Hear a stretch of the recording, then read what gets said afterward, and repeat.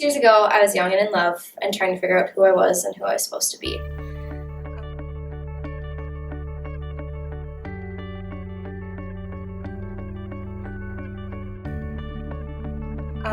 Life was good for the most part and I was happy, but let's be honest, high school is not the greatest place to be. The fast forward a couple years to my senior year of high school, and I was still in love, but this time I found myself on an emotional roller coaster full of twists and turns and unexpected drops, and I never knew what to expect next. And I found myself saying and doing things that I never thought that I'd be capable of doing. And I was trying to please people who I thought loved and cared about me, which ended up being not as true as I thought. So after an emotional year, I was set to begin my first year of college and my fourth year in a relationship.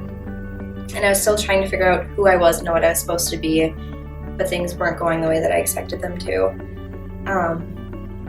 So I found myself falling closer and closer to rock bottom, and that's when Jesus came back into the picture. So I remember sitting in the dining hall one day, and this guy was walking around just talking to students, doing some magic tricks, and I didn't think much of it except, whatever, someone's being entertaining. And I remember him walking around and he stopped and he pointed at me. And I was kind of weirded out, but I was like, okay, you know what? Let's just see where this goes. And so he ended up coming to my table and showing me this magic trick and said that I should come to his show, which I originally thought, no, this is stupid. I shouldn't go. But for some reason, I still ended up going. And I realized that he was a Christian and he shared his story. And it really stuck with me because I could relate to a lot of the stuff he was saying.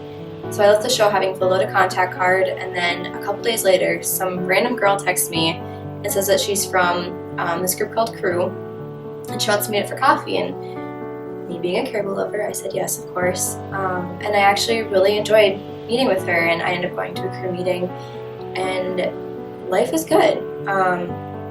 Life is great. I started going to Crew, I made some good friends, but I was still feeling torn between this life and the life that I thought I was supposed to be living. I could feel myself being torn in between the double life that I was living. And I finally realized how close I was to rock bottom when a mentor of mine ended up talking with me and said, Kaitlin, the relationship you're in is not healthy for you. It's not healthy for either of you, and you need to get out. And as hard as that was to hear, I knew it was true, and I'd known it was true for a very long time. I just couldn't admit it to myself.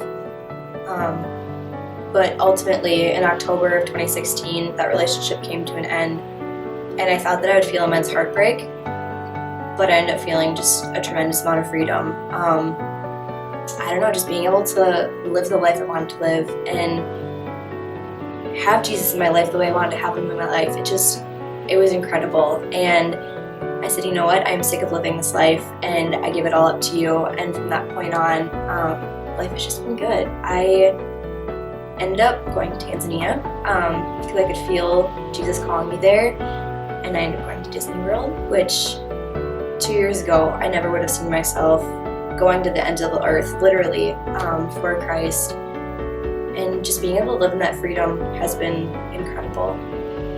So that's my story.